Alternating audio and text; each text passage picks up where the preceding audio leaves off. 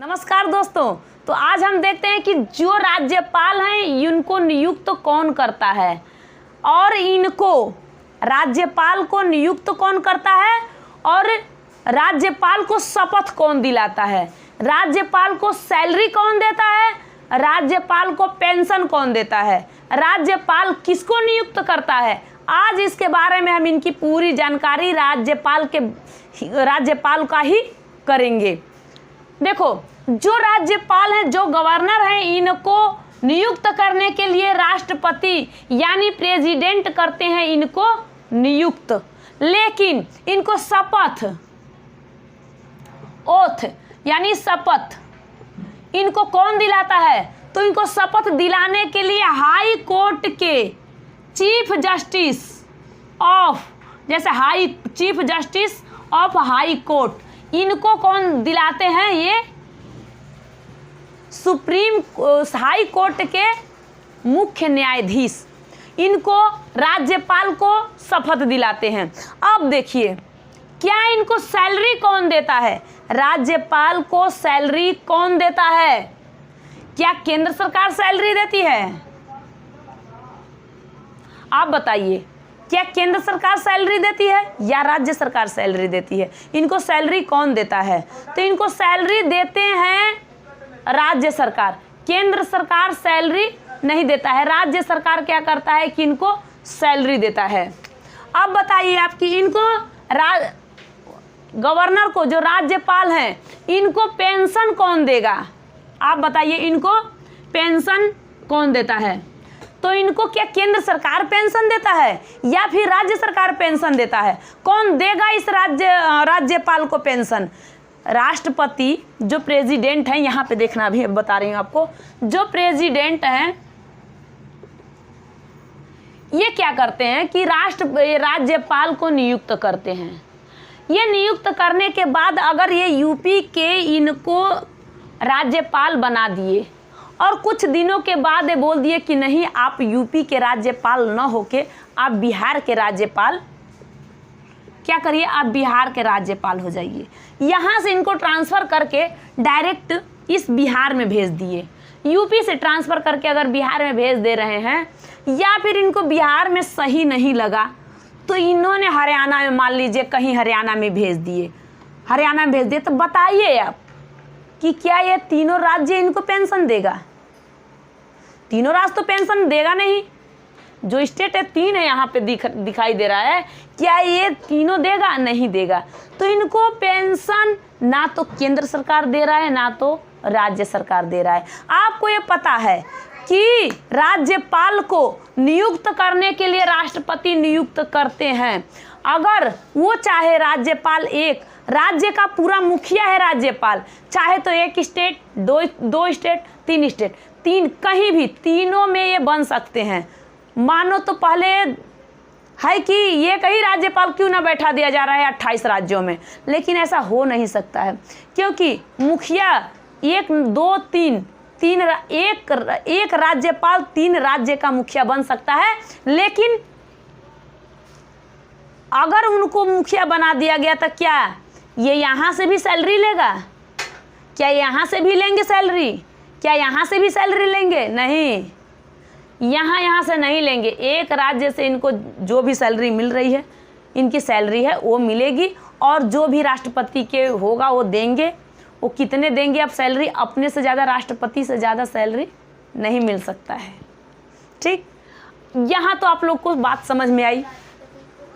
राष्ट्रपति के से ऊपर जो सैलरी है इनको नहीं मिल सकता, राष्ट्रपति के नीचे ही राज्यपाल को सैलरी मिलती है और मिलेगी।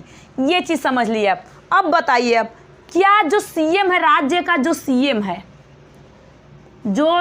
है या फिर अन्य कोई मिनिस्टर है, कौन है, प्लस में कोई मिनिस्टर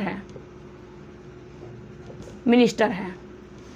अब आप बताइए कि इन मिनिस्टर या फिर इसको कौन नियुक्त करते हैं, सीएम को या फिर कोई मिनिस्टर को कौन नियुक्त करता है। तो नियुक्त करने के लिए यही राज्यपाल इनको नियुक्त करते हैं। क्या करते हैं, नियुक्त करते हैं। यहाँ पे इनको नियुक्त कर दिए। यहाँ तक बात समझ में आई आप लोगों को। अब आप बताइए, जो ये प्रेसिडेंट हैं, यहाँ पे राष्ट्रपति हैं, राष्ट्रपति को कौन शपथ दिलाता है? भाई ये बात तो सोचने वाली है। कहोगे कि पूरे भारत का मेन मुखिया, मेन मालिक, पहला नागरिक हमारे भारत के राष्ट्रपति हैं, लेकिन इनको शपथ कौन दिलाता है? अरे भाई, इनको भी शपथ दिलाते हैं, और इनको शपथ दिलाने के लिए सुप्रीम कोर्ट के चीफ जस्टिस ऑफ इंडिया, मतलब चीफ जस्टिस वहाँ के सुप्रीम कोर्ट के, कौन है?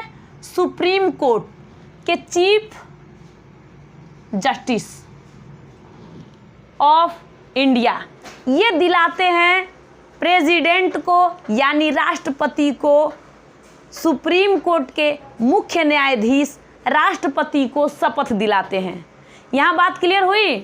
क्योंकि इनको अगर शपथ, राज्यपाल को शपथ दिलाने के लिए हाई कोर्ट का चीफ जस्टिस है, ये शपथ दिला रहे हैं हाई कोर्ट के चीफ जस्टिस, तो प्रेसिडेंट को यानी राष्ट्रपति को शपथ दिलाने के लिए सुप्रीम कोर्ट के सर्वोच्च न्यायालय, उच्च न्यायालय के मुख्य न्यायाधीश दिलाते हैं इनको शपथ, राष्ट्रपति को। यहाँ बात क्लियर हुई आप लोगों का? यहाँ ये आपको समझ में आया?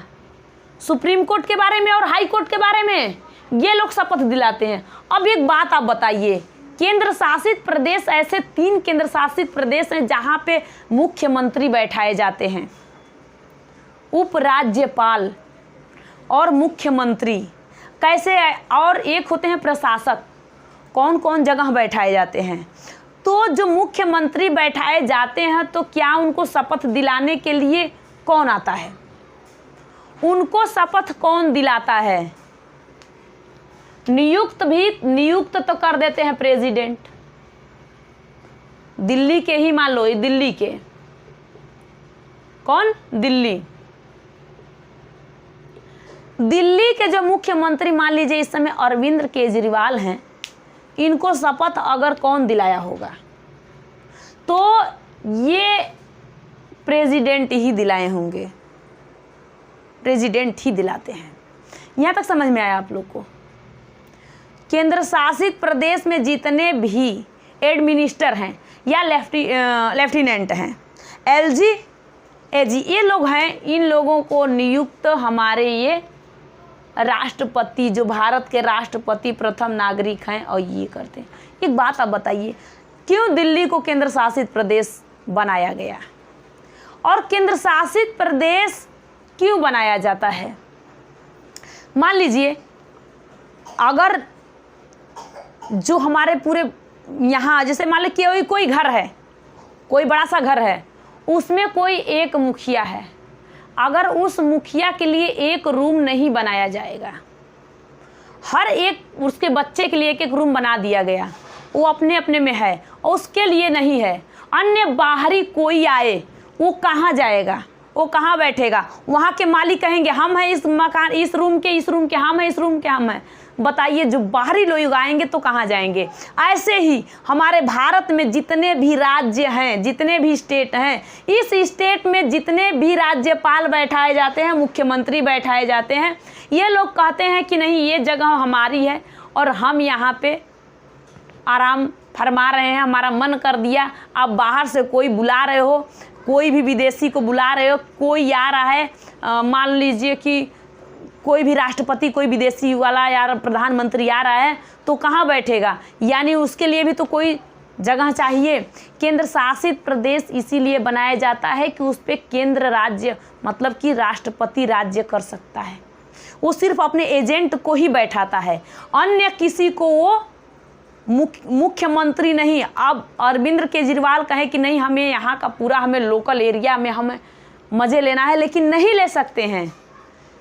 उनका काम सिर्फ है कि आप सड़कों को देखिए, आप स्कूलों को देख लीजिए, आप यहाँ वहाँ ये सब चीज़ों देख लीजिए, लेकिन आप यहाँ पे स्वतंत्र रूप से आप नहीं हो। और मुख्यमंत्री ये राज्यपाल होते हैं वो स्वतंत्र होते हैं, इंडिपेंडेंस होते हैं, वो एकदम स्वतंत्र होते हैं। उस राज्य का मुखिया बन के एकदम पूरा स्वतंत्र होते हैं। उनको कोई प्रॉब्लम हो, उनके ऊपर जो भी है कहा जाएगा कि नहीं आप ये काम करो, ठीक है करेंगे। अगर वहाँ विचार कर दिए कि नहीं ये चीज़ सही नहीं है, वो अपना बता सकते हैं। लेकिन केंद्र शासित प्रदेश में जो प्रशासक या फिर उपराज्यपाल बैठाए जाते हैं वो अपना मनमर्जी नहीं चला सकते हैं। वहाँ पे मनमर्जी सिर्फ राष्ट्रपति का चलेगा। वो कहेंगे कि नहीं आपको यहाँ से यहाँ नहर या पुल या कुछ भी बनवाना है वो बनवाएंगे राष्ट्रपति ही। लेकिन राज्यों में जो राज्यपाल है उनको कहा जाएगा तो वो नहीं, लेकिन जो उपराज्यपाल है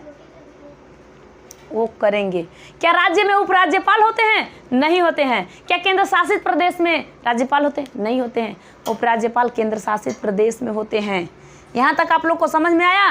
अब आपको ये पता चल गया होगा कि जो गवर्नर जो राज्यपाल है इनको नियुक्त कौन करता है, इनको शपथ कौन दिलाता है, इनको सैलरी कौन देता है, इनको पेंशन मिलता है या नहीं मिलता है। क्या ये सीएम और कोई भी मिनिस्टर को नियुक्त राज्यपाल कर सकते हैं? हाँ कर सकते हैं। राष्ट्रपति को शपथ कौन दिलाता है? तो राष्ट्रपति को शपथ दिलाते हैं मेन सुप्रीम कोर्ट के चीफ जस्टिस ऑफ इंडिया यानी CJI, यही शपथ दिलाते हैं राष्ट्रपति को। यहाँ तक आप लोग को क्लियर हो गया? Thank you.